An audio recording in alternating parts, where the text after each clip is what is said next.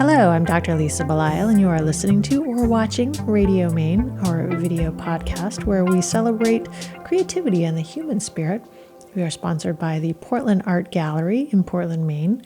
And today it is truly my pleasure to speak with one of our artists, Helen Lewis, who actually joined us on one of our very earliest podcasts from away. It's true. From the gallery. And it was kind of an interesting time when you and I first spoke. I mean, we've spoken prior to Radio Maine, but it was right in the middle of COVID. It was indeed interesting times. Interesting times, but now you're here. Yes. Nice to be here in person. Thank you for having me. Absolutely.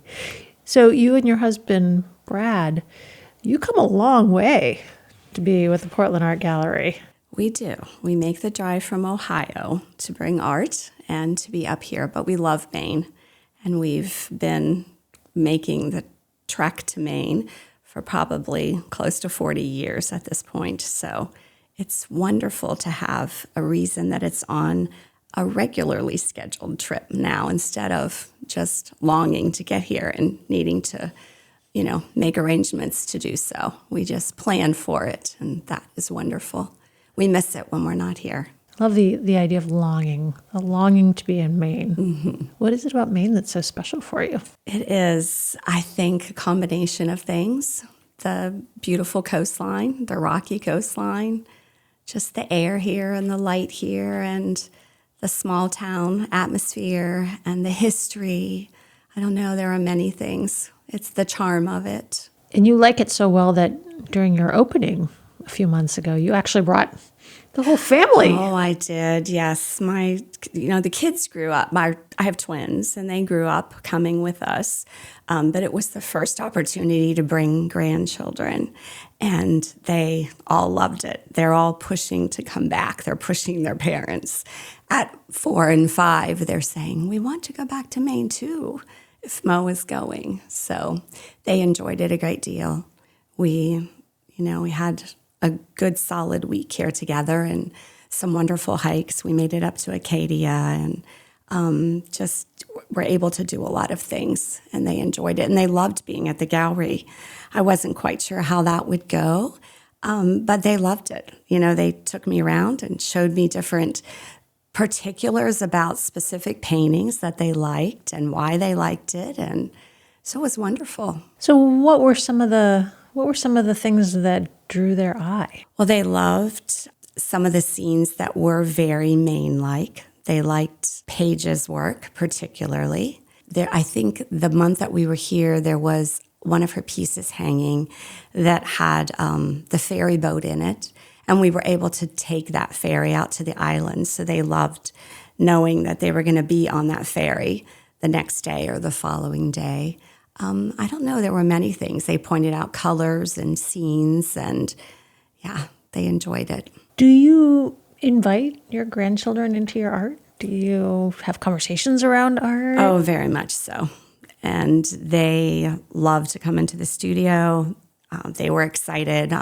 Our son is an architect, and so in particular, his little one, as we were building his son, was very aware because Jordan was working on the plans, and we were back and forth as we were adjusting things, and so little Cannon was well aware and very excited for that to be completed. But all of them love to come in there and have some time painting or drawing with Mo. It's good. And you are Mo. And I am Mo. Yes, I am Mo. Who named you Mo? Mo is actually short for Moma, which is Gaelic, Irish for granny. So I started out as Moma when our first rider was really young, but between Mama and his Aunt Megan that he calls Maymay. So he had Mama, Maymay, and Moma, and it was a bit much. So he, on his own, shortened it to Mo, and I've been Mo ever since. It works. I mean, it's kind of a great name.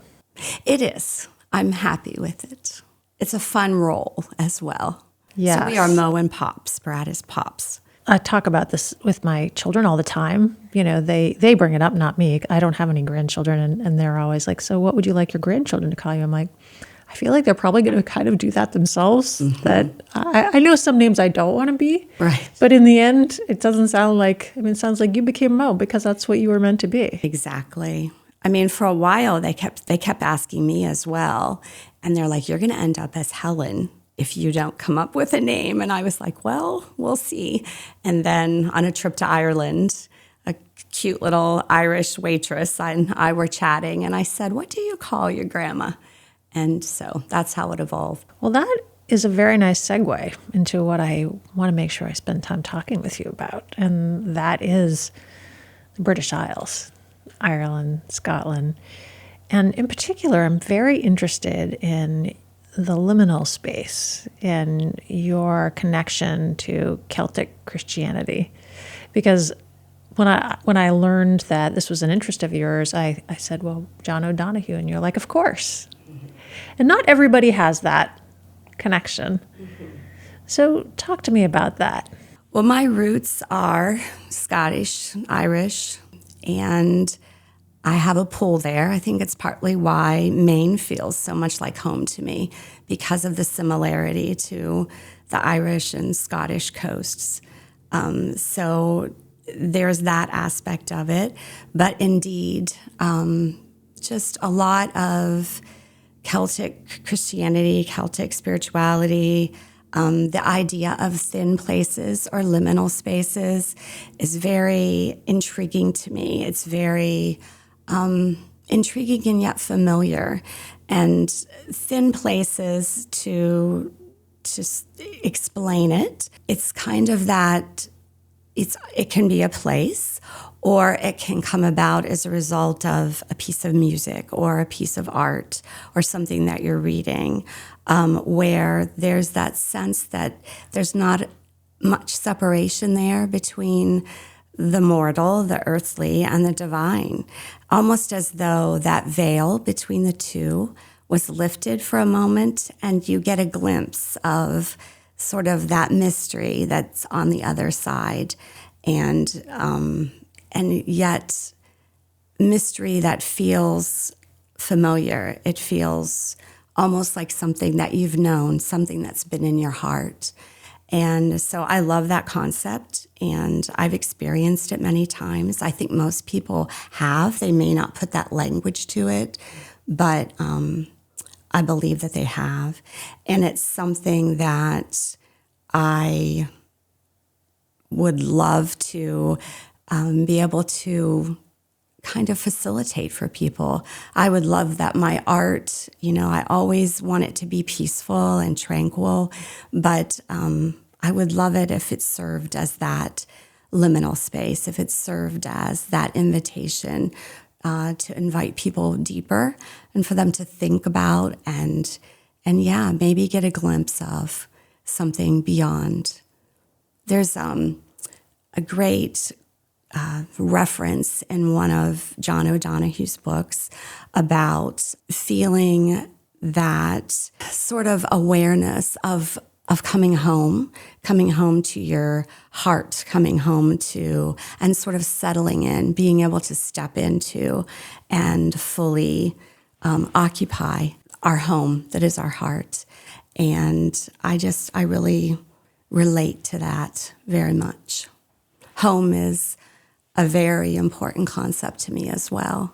I think as a result of my life circumstances, being able to really feel at home in my own story and in my own heart.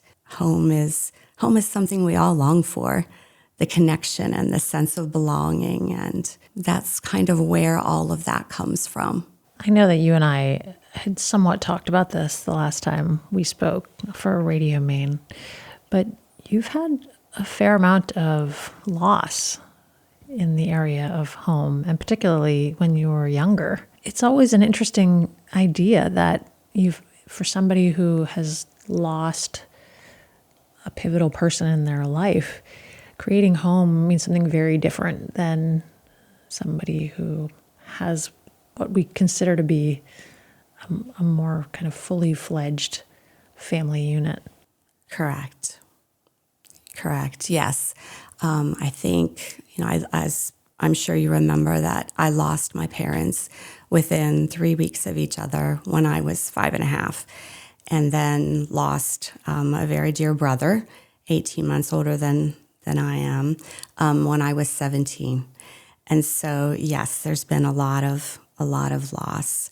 And I think as a result of that, I probably had my share of struggle around feeling really at home, sort of knowing that I came into a place for the rest of my growing up years that was not really intended to be home.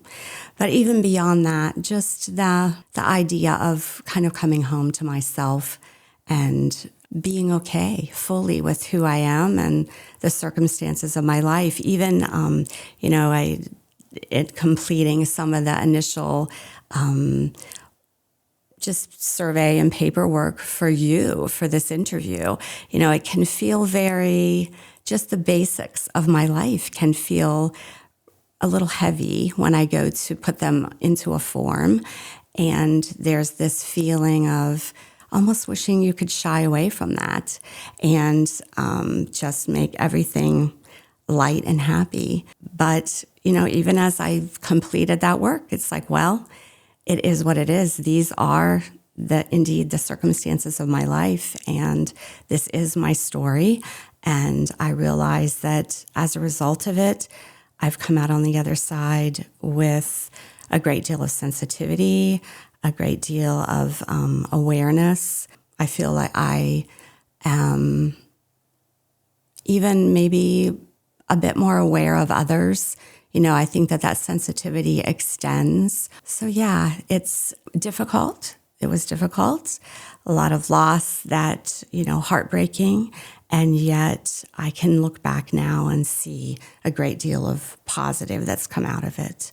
There's actually a little story, if you don't mind me sharing, that relates to that and ties into Portland Art Gallery and Radio Maine. And that is, if I can get through this, it's kind of a very, before my first solo show with the gallery, so I think it was 2017, I believe, 2016 or 2017. And it was when the gallery did the entire room where you now feature 2 or 3. So I brought 39 pieces of art for that show, rented a vehicle to get it all up here and brought all of that. And I had a friend that was praying for me about my show coming up and bringing that work. And he said to me, he had seen the work. He and his wife had seen the work. And at the time, my studio was not yet built, and I was working in an extra room at home. So there was one piece, it was a diptych. It was the largest piece I'd ever done up to that point. It was 6 feet wide. And when he saw it, it was in 2 separate rooms because the art would just, obviously, with 39 pieces, it kind of took over our house as we were waiting to pack it up and bring it to Maine.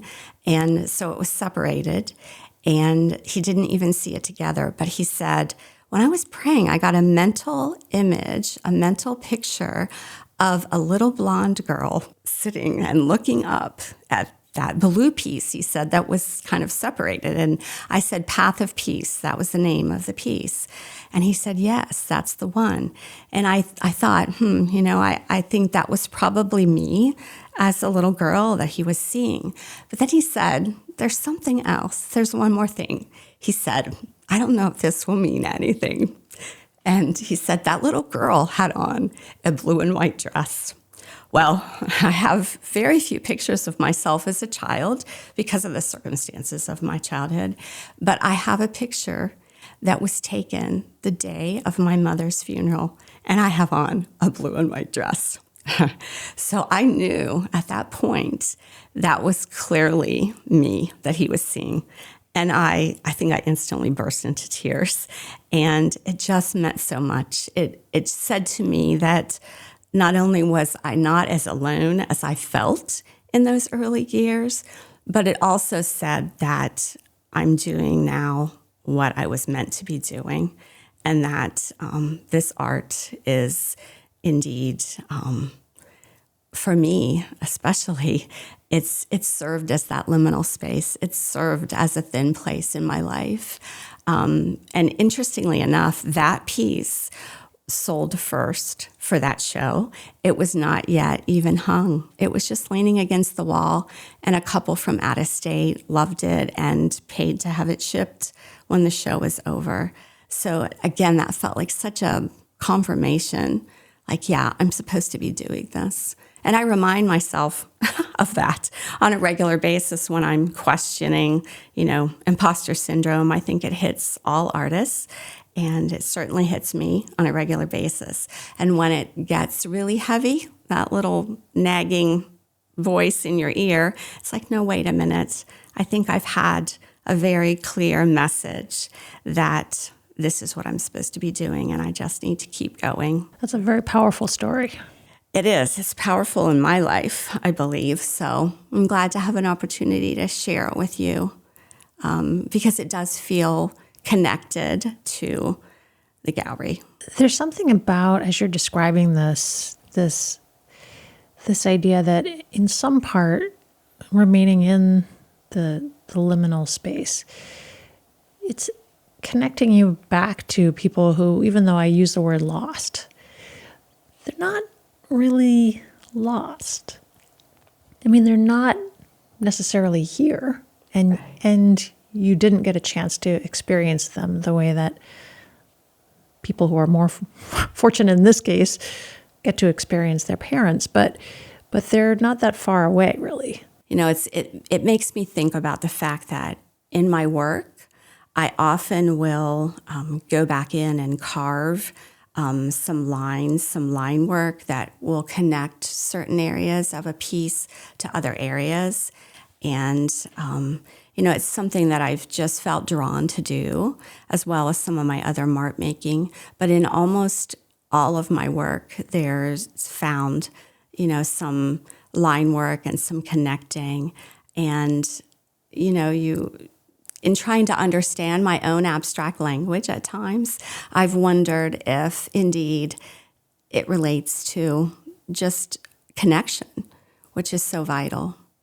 So yeah, I appreciate you saying that. Well, I think that this idea of the thinning of the veil, and this idea that especially certain times of the year are when the veil is thin, and that if we're actually paying attention in a different way, not paying attention like, oh, I know what the date is, or, this is the phase of the moon according to my phone, but really being fully present in the world, I think it's such an important reminder of the sense of transience, that for whatever people believe in, and maybe some people don't believe anything other than we're here and then we're not here. Mm-hmm. But most likely, many of us, most likely this idea of matter being neither created nor destroyed, even from a scientific standpoint, there's some element of where we were and where we're going to be. Mm-hmm. So in the days of the thinning of the veil, maybe we're most in equilibrium with all of those states of being. And particular days and times, and also places. We were fortunate enough to visit the island of Iona, if you're familiar with Iona in Scotland, and that's a place where indeed, it's considered just a thin place where there isn't much separation, and you have a real sense of it while you're there. And I know that at times, as I said, there are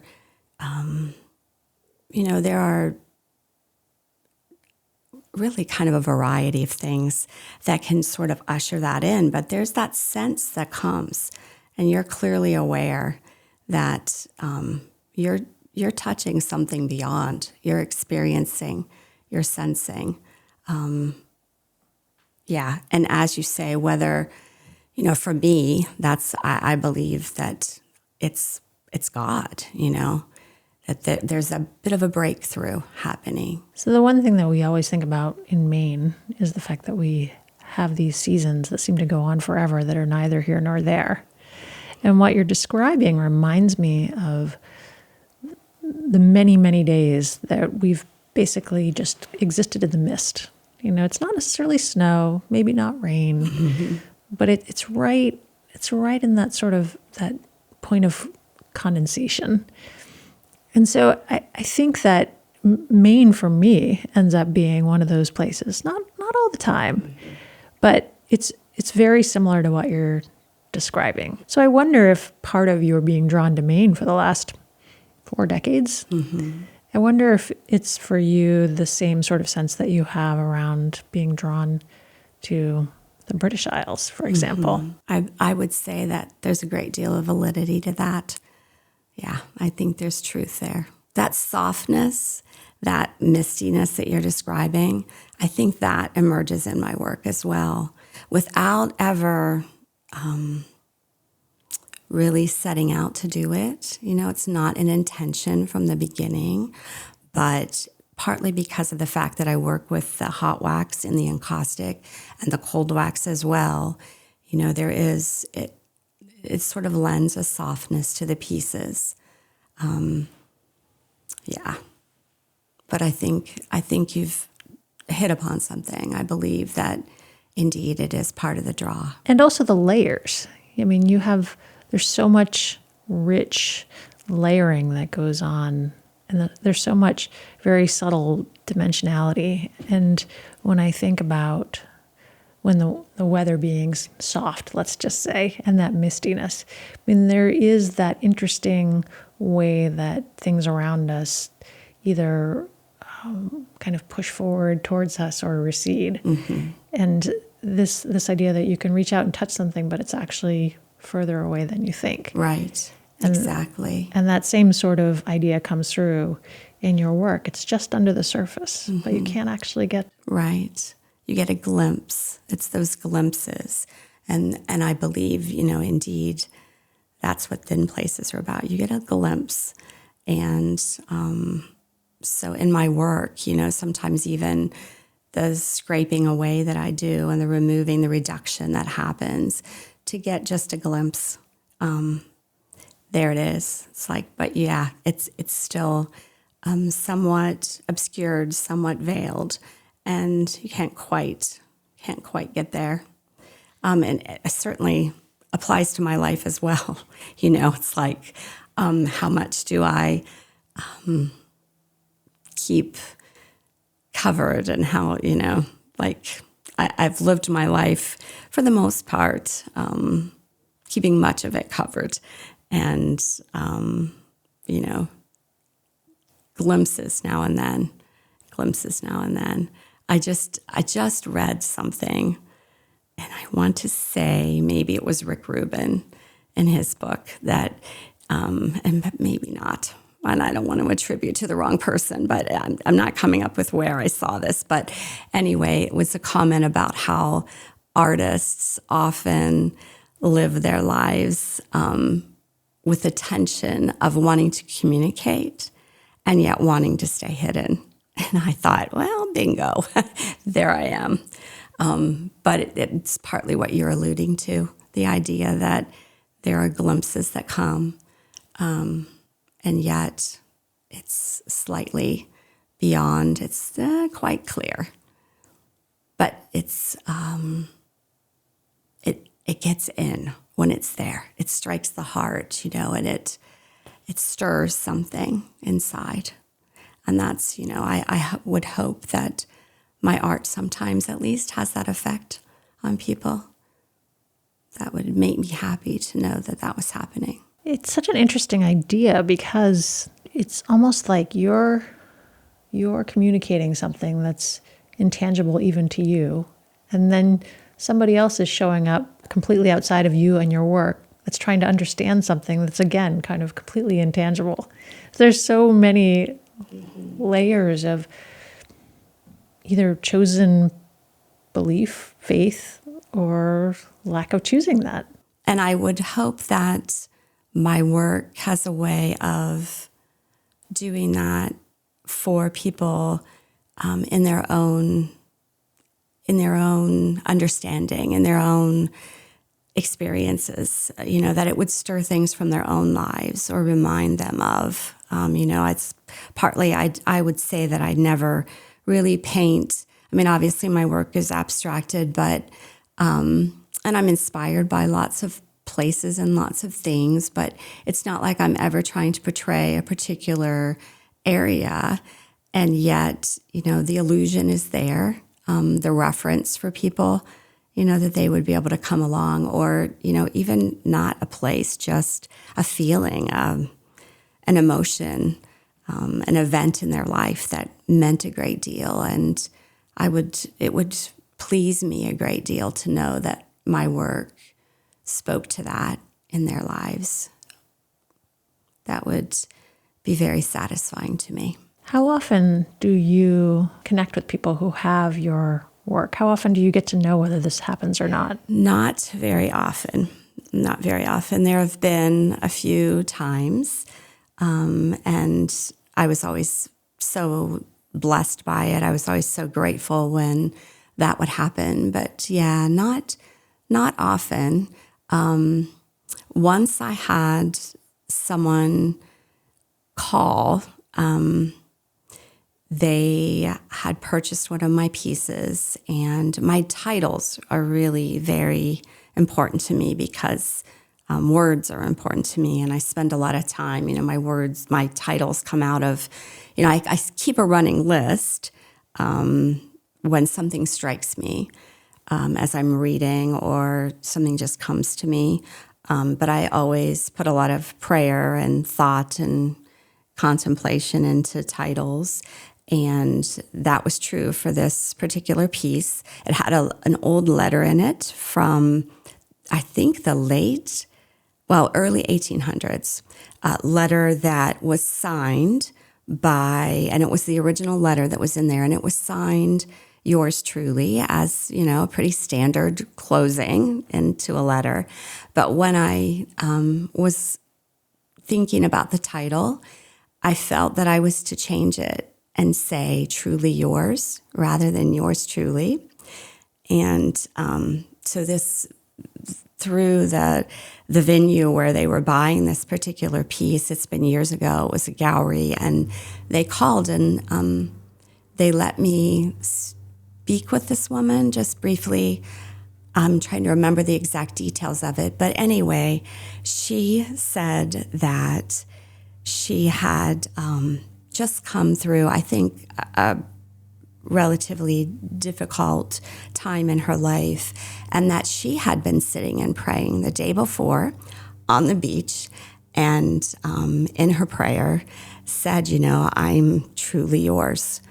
And so the title had gripped her and really mattered to her. And I thought, that's probably why I felt to switch it.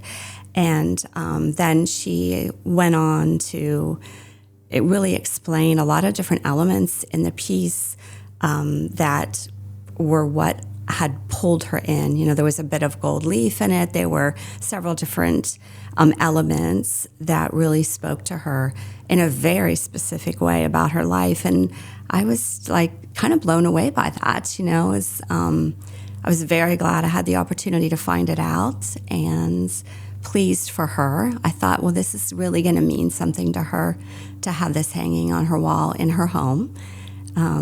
But it has sort of been a great reminder in that respect to take my time and not rush into these titles, and that there's more to this than what I might realize, that more than my just trying to complete enough work to have a show ready or to be able to provide new work, that there's greater intent than that, that there is more to this. And, it does make me think of the situation with the individual seeing this little blonde girl in a blue and white dress, like I'm meant to be doing this. And sometimes the understanding of that, it is veiled. It is even mystery to me, and it's not necessarily something that I'm maybe meant to know at the time. I think it would get in the way. I think I'm just supposed to continue to, pray and meditate and spend my time and try to get direction. And, I really try to quiet myself. I try to have my work come out of a very centered, very quiet place. which again is something I think I like about Maine. I feel very centered when I'm here on the coast, just taking in the beauty that's all around me. And if I can somehow add to the beauty that's in the world, I starting out with nothing, starting out with this wooden panel, and then being able to put my layers and do my carving. And if I can, the end result of that is a bit more calm, a bit more beauty out in the world, then, that means a lot. Makes me happy to think that could be true for an individual viewing it, or an individual who might feel they want to actually make it part of their lives and take it home. Into a home. Home is so sacred to me. It means so much. So to know that my work is sometimes headed into people's homes, that's a gift. Do you think that most artists like to hear where their work ends up? Oh, I'm sure most of them do. I would imagine that most of them do. And I'm wondering how often it happens with other people, because I guess it depends upon sort of how far away you are from right where the work is being shown, and not physically far necessarily. But I mean, one of the things I love about Portland Art Gallery is when we're there at an opening, you're talking to the people who have bought the art and might be buying future art. Right. And, that sense of connection and community around art is really important. It is. Just that relationship that develops. I think it is important.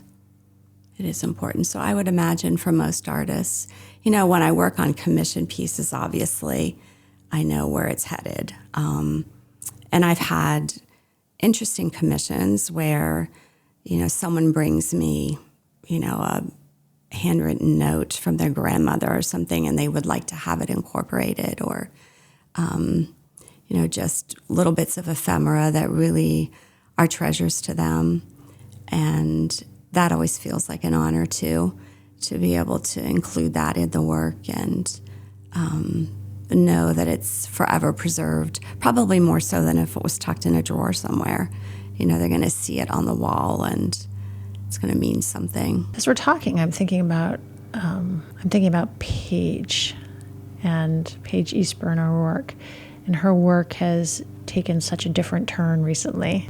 It has a beautiful turn, I would say. I mean, her previous work was lovely also, but... I agree. I agree to both. I loved her work before. I love her work now. And she and I talked about this way. But I think what you're describing about this idea of imposter syndrome, I think it's something that not only can happen early on when you are starting out, but even if you're a very experienced artist and you're thinking, I'm going to do this differently, because you're shifting what you're putting out and what people are responding to, and the letting go of what was in order to be open to what is, even if it makes you more fully who you are, even if it brings you back home. Right. And that idea of vulnerability and the idea that you're describing, even just sharing, I mean, the information you shared with me before you came on, and it was wonderful. And I think you immediately the next day reached out and you're like, did I say too much? Yeah, I thought, oh my, she's got to wade through that. Which I did not think so. And honestly, I'm always happy. I mean, I love hearing about where people are coming from, because that's just who they are.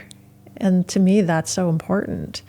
So I guess that's the interesting thing, is if you're an artist and it's reflecting who you are, but you're feeling like an imposter as an artist, then does that mean you feel like an imposter as yourself? I suppose at times, yes. I mean, it's definitely exposure.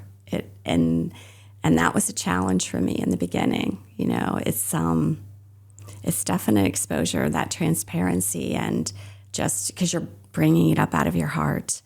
And so, yeah, I would think, I mean, I don't think I know that it's something that many artists struggle with at different points in their career, where it's, that little voice saying, who do you think you are? And this is not good. And all the static that kind of comes.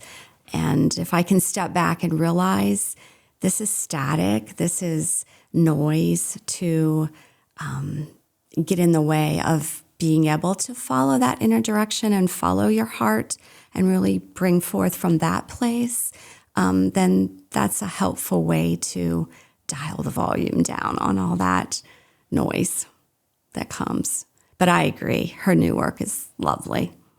It was I had a pleasure to get to see it last night at the opening, to see it all hung together in the beautiful space that is Portland Art Gallery. Soaring ceilings and beautifully lit, and yeah, it was wonderful. And I can't help but think that the more we're able to be fully ourselves, the more people around us will see that and say, well, if that person could be themselves, then I feel like I have permission to be myself, because we're all, as humans, very interconnected. So if you are willing to put yourself out into the world as your art, then other people might be willing to put themselves out into the world, whether they're artists or not. Right, exactly. It's that idea of really kind of coming home to your own heart and to your own story, and I credit you, Lisa. My last interview was like, whoa, I'm not typically that transparent about my story. So I'm not surprised to hear you say that you love to find those things out and know individuals' stories and their lives and kind of what motivates and what drives them, or what just about their backgrounds and so forth. I think you're quite good at it. It's a bit therapeutic for me. Well, thank you. This is always the interesting thing for me, Helen, obviously my other background is in medicine. And sometimes I need to go deeper than what people feel completely comfortable with. And sometimes in these interviews, I walk away, I'm like, did people share more than they really wanted to? But it is always interesting that I think when I talk with you and you share more, that enables me to share more. Mm-hmm. And, we both are like John O'Donohue, the liminal space, and this idea of the thinning of the veil. And so we can come together and connect on that. And other people who are listening to us, they can say, oh, that's so beautiful. Or if they say, oh, that sounds crackpot, then we can say, well, you're welcome to your own life. Mm-hmm. So be it. Exactly. And I think for me, that is truly the beauty of these conversations and learning about you, even if it makes you feel vulnerable, is that it makes me feel like I can show up and be vulnerable, that I can enter the space with you.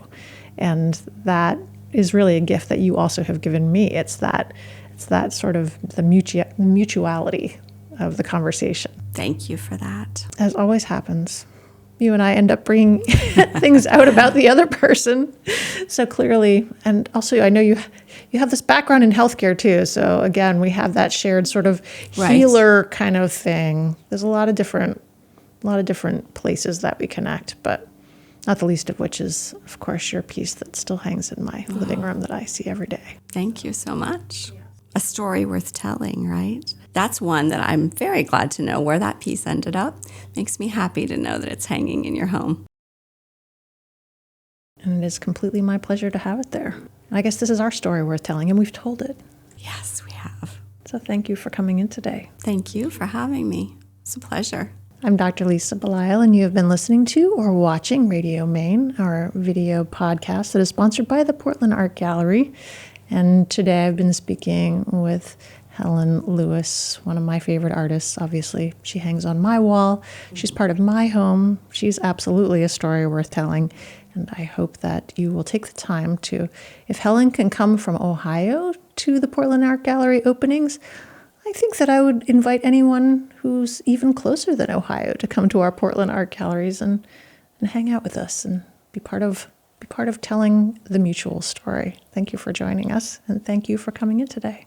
Thank you. Appreciate it.